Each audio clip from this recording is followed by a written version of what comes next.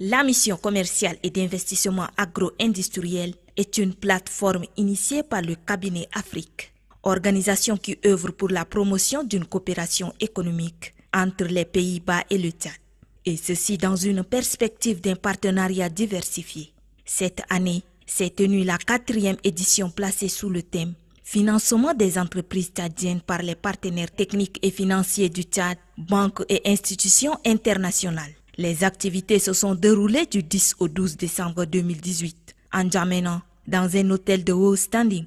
Cette mission commerciale s'inscrit pleinement dans les orientations stratégiques définies par le Tchad dans le cadre du plan national du développement 2017-2021 et vise à la diversification du secteur économique et le développement durable du secteur privé. Le partenariat public-privé, le PPP, constitue un outil privilégié de mobilisation de ressources pour financer les pôles de croissance et le développement des secteurs de l'agriculture, de mines, des infrastructures, de l'énergie et de la santé. De petites et moyennes industries par des petites et moyennes entreprises. Dans ce cadre, nos relations bilatérales avec le Benelux peuvent et doivent mettre davantage à profit leur dimension économique. C'est la ministre de la Production, de l'Irrigation et des Équipements agricoles Lydie Beassoumda, représentant le président Idriss Déby Itno, qui a procédé au lancement officiel des activités. Faire du Tchad une puissance régionale émergente à l'horizon 2030 est la vision du PND et l'aspiration des Tchadiens et des Tchadiennes. Laquelle vision est la source d'inspiration du leadership du président de la République, son Excellence Idriss Déby Itno, chef du gouvernement, qui accorde une attention particulière et soutenue au secteur porteur, parmi lesquels l'agro-industrie, dont le succès obéit surtout au dynamisme d'un partenariat public-privé désormais vital pour l'économie du Tchad. Distingués invités, Mesdames et Messieurs, le gouvernement de la République du Tchad souhaite construire des partenariats de type public-privé sur une base durable de manière à atteindre le résultat escompté, consigné dans le PND en ces termes. Le partenariat public-privé sera un outil privilégié de mobilisation des ressources pour financer les pôles de croissance et le développement du secteur agricole, des mines, des infrastructures, de l'énergie, du tourisme, de l'artisanat, de l'industrie et des petites et moyennes entreprises au Tchad. Après ce lancement officiel, les hautes autorités, différents investisseurs, entrepreneurs et participants ont visité les stands prévus à cet effet.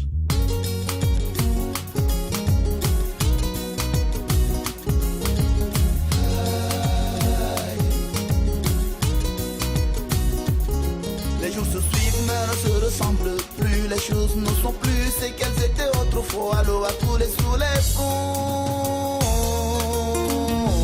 et nos espoirs se sont envolés pour de bon.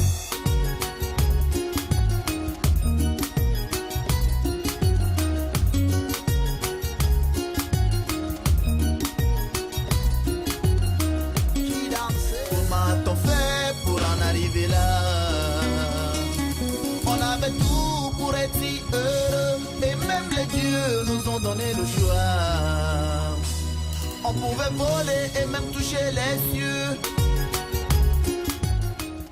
Après cette visite des stands, les travaux ont aussitôt démarré. Des échanges entre panélistes et participants, des séances de questions-réponses ont fait l'objet des riches débats. La coopération suisse peut aider cette transition. On parle du pétrole maintenant à l'agriculture. Quels sont les mécanismes que vous êtes en train de mettre pour accompagner un pays comme le Tchad, pouvoir donc réussir ce changement, pouvoir faire passer ce changement? La coopération suisse est présente au Tchad depuis plus que 50 ans. Et depuis 50 ans, on est en train de soutenir le secteur agricole. Finalement, c'est ce secteur qui donne l'économie qui qui renforce l'économie au milieu rural. Ça donne des opportunités d'emploi. C'est un secteur qui est très important et nous soutenons ce secteur agricole par une production de diversification. Notre expérience, je dirais, c'est vraiment de soutenir ce secteur à différents niveaux. Le niveau national, avec les liaisons avec le ministère des acteurs nationaux, mais aussi le niveau provincial ou régional, où on a ces services déconcentrés, il faut les soutenir, il faut les engager, il faut les motiver. Mais finalement, c'est le niveau de paysans, des communautés, le niveau local qui compte, n'est-ce pas? Alors, c'est là il y a la population, c'est là il y a la motivation, c'est là il y a le potentiel pour développer l'agriculture. Et nous soutenons depuis des années des filières prometteuses. On a vraiment des très belles exemples, surtout maintenant au sud, dans les karités, avec l'arachide. On donne l'espoir à ces communautés. J'ai dernièrement fait une mission sur terrain et j'ai vu l'espoir que les femmes ont. Ça change complètement la vie de ces familles grâce à cette potentialité qu'on a au niveau de la production agricole.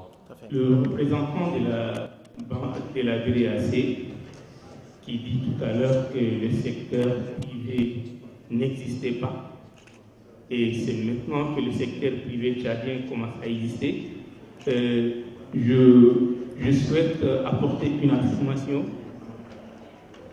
ou un démenti si vous voulez.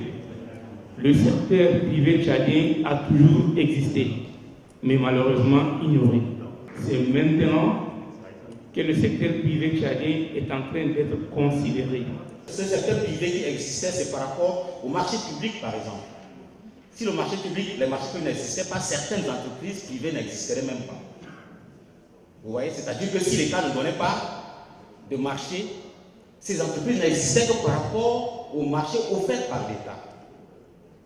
Vous voyez, alors qu'un marché, un secteur privé dynamique, concurrent, ne doit pas seulement se contenter des marchés que lui offre l'État.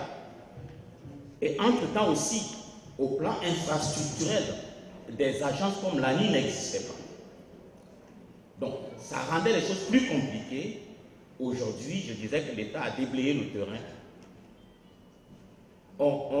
Les entreprises privées savent maintenant à quoi s'en tenir. Nous sommes une banque, comme je dis, la BDAC est une banque, l'institution de financement sous-régionale de la CEMA. Nous ne sommes pas une ONG. La banque reçoit les dossiers de demande de financement, les étudie et décide s'ils sont bancables ou pas. Donc, le rôle d'une banque n'est pas d'aller trouver des associations, par exemple, les jeunes, et leur donner des subventions. Enfin, nous, on n'a pas encore ce produit à la BDAC de donner des subventions. Nous allions sur la vision du gouvernement du pays du Tchad, qui est aussi actionnaire de la BDEAC. Vous, au niveau de la BDAC, depuis la table ronde de Paris, qui a eu lieu un peu plus d'une année déjà, vous reconnaissez ici que vous avez pris conscience qu'il faut traiter avec le privé et notamment avec les jeunes. Est-ce que vous pouvez nous donner quelques exemples concrets d'accompagnement que vous avez fait au privé et spécialement aux jeunes? La banque se rend compte qu'elle a financé essentiellement le secteur public. Alors que vous et moi, nous savons que pour développer un pays, il faut financer le secteur privé. C'est pour cela qu'à la table ronde de Paris, sur le PND, la BDAC, dans son plan stratégique 2017-2022, qui s'aligne sur la vision du Tchad et sur le PND du Tchad, étant donné qu'elle a été déclarée la banque du PND, a la banque s'est engagée à répartir ses interventions de la façon suivante. 20% secteur public non marchand, 40% secteur public marchand et 40% secteur privé. Financer les jeunes, je disais tout à l'heure qu'il y a beaucoup d'efforts de formation à la base à faire encore. Je vous remercie. Il s'est tenu également un atelier basé sur la thématique entrepreneuriat féminin, ses défis techniques et financiers, au bénéfice des femmes de la Chambre de commerce, de l'entrepreneuriat féminin et d'autres organisations d'obédience féminine. Cet atelier a permis aux femmes de présenter leurs activités en vue de susciter l'accompagnement des partenaires. Les jeunes entrepreneurs n'étaient pas du reste pendant ces assises. Ils ont donc bénéficié d'un atelier qui a été une opportunité pour eux de présenter leurs projets. Je suis arrivée ici en tant qu'entrepreneur d'abord avec un projet dont je suis en train de travailler dessus il y a déjà presque 1 an et demi sur les consultations prénatales. Donc pour moi, c'est de chercher des partenaires, chercher des financements qui puissent accompagner mon projet. Et chaque jour, je suis toujours à la quête de ces partenaires. Ce matin, on a eu un échange. Je les ai présenté mon projet. Il y a certains qui sont intéressés par le projet. Donc voilà, c'est une opportunité que nous, les jeunes entrepreneurs tchadiens, nous cherchons. Et si seulement ces genres de rencontres se font régulièrement, je pense que ça va vraiment booster ce que nous sommes en train de faire, notre travail entrepreneurial. Au deuxième jour de la mission commerciale d'investissement, une rencontre B2B s'est tenue entre investisseurs, suivie de la présentation des différents projets. J'ai rencontré beaucoup de gens effectivement pendant cette séance, des jeunes qui sont très motivés, très dynamiques, qui ont de bons projets. Ça c'est indéniable, il y a beaucoup de choses, il y a un fort potentiel. Maintenant c'est vrai que le grand défi du Tchad et de tous ces jeunes d'une manière générale, c'est d'une part la formation. On voit qu'il y a encore un très gros travail qui doit être fait à ce niveau-là. Et puis également j'ai rencontré beaucoup de demandes et de soucis au niveau de l'apport financier. Au dernier jour, le ministre de la Santé publique a fait face aux partenaires porteurs de projets dans le domaine de la santé. Tous souhaitent voir un accord au préalable avec le gouvernement tchadien. Chaque investisseur a eu l'opportunité de présenter son projet. Le ministre en charge de la santé, Aziz Mohamed Saleh, a apprécié leur approche, surtout celle de la société Trinco, qui s'est investie dans une expertise en matière de santé socio-économique, la transformation de politique et d'affaires aux États-Unis d'Amérique et en Hollande. En tant que premier responsable du département de la santé, il a demandé à chaque investisseur d'établir son état de besoin et le faire parvenir au gouvernement tchadien en vue d'un éventuel partenariat. C'est donc un forum très promoteur et dynamique si l'on regarde les éditions passées qui se sont tenues. Le pays de Toumaï a été encore honoré et il revient donc aux décideurs tchadiens d'encourager la concrétisation des points d'entente pour qu'à la prochaine édition, des résultats concrets soient aussi mis sur la table. Bravo au cabinet Afrique et vive la coopération Tchad-Benelux.